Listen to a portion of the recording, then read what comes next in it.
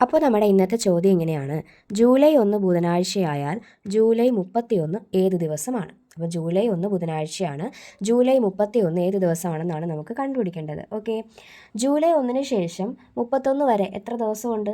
ആകെ എന്ത് ചെയ്താൽ മതി? 31 നിന്നും ആ 1 കുറയ്ക്കുന്നു. അപ്പോൾ എത്ര കിട്ടും? 30 ദിവസം. ഓക്കെ ആണല്ലോ, 30 ദിവസമുണ്ട്. ഈ 30നെ എന്ത് ചെയ്യുക? 7 കൊണ്ട് ഡിവൈഡ് ചെയ്യുക. 30നെ 7 കൊണ്ട് ഡിവൈഡ് ചെയ്യുമ്പോൾ നമുക്ക് എത്ര കിട്ടും? 30 4 28 ബാലൻസ് 2. എന്നിട്ട് എന്ത് ചെയ്യുക? ഈ ബുധനാഴ്ചയുടെ കൂടെ ഈ രണ്ടും കൂടി കൂട്ടുക. അപ്പോൾ എത്ര കിട്ടും? ബുധൻ, വ്യാഴം, വെള്ളി. അപ്പോൾ നമ്മുടെ ആൻസർ എന്താണ്? വെള്ളിയാണ് അല്ലേ? ഇനി ഇതൊന്നും വേണ്ട, അല്ലാതെ നമുക്ക് കണ്ടുപിടിക്കാം. എങ്ങനെയാണെന്നറിയാമോ? ഒരു ദിവസത്തോടോ അല്ലെങ്കിൽ ഒരാഴ്ചയോടോ 7 കൂട്ടുകയോ കുറയ്ക്കുകയോ ചെയ്താൽ അതേ ദിവസം തന്നെയാണ് നമുക്ക് എന്ത് ചെയ്യുന്നത്? കിട്ടുന്നത്. എക്സാമ്പിൾ പറയാണ്, ജൂലൈ മാസത്തെ ബുധനാഴ്ചകൾ അപ്പോൾ ഏതൊക്കെയായിരിക്കും? ഒന്നൊരു ബുധനാഴ്ചയാണ് അല്ലേ? അപ്പം അടുത്ത ബുധനാഴ്ച ഏതായിരിക്കും? 8. അല്ലെങ്കിൽ അടുത്ത ബുധനാഴ്ച എത്ര വരുന്നത്? 15. 15 കഴിഞ്ഞിട്ടുള്ള അടുത്ത ബുധനാഴ്ച എത്ര ആയിരിക്കും?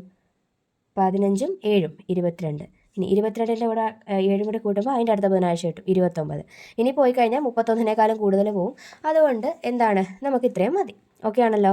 ഇനി ജൂലൈയിൽ എത്ര ദിവസമുണ്ട്? 31 ഉണ്ട്. അപ്പോൾ ജൂലൈ 31 ഉണ്ടല്ലേ? അപ്പം 29 ഒരു ബുധനാഴ്ചയാണ്. 30 എന്താണപ്പം?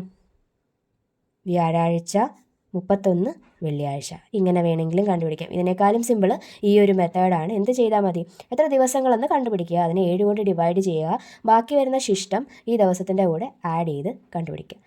ഇനി നിങ്ങൾക്കുള്ളൊരു ടാസ്ക്കാണ്. ഒരു മാസം 1-ാം തീയതി ബുധനാഴ്ചയാണ് എങ്കിൽ ആ മാസം 24-ാം തീയതി ഏതാഴ്ചയാണെന്ന് കണ്ടെത്തിയിട്ട് ഒന്ന് കമൻറ്റും കൂടി ചെയ്തേക്കണേ.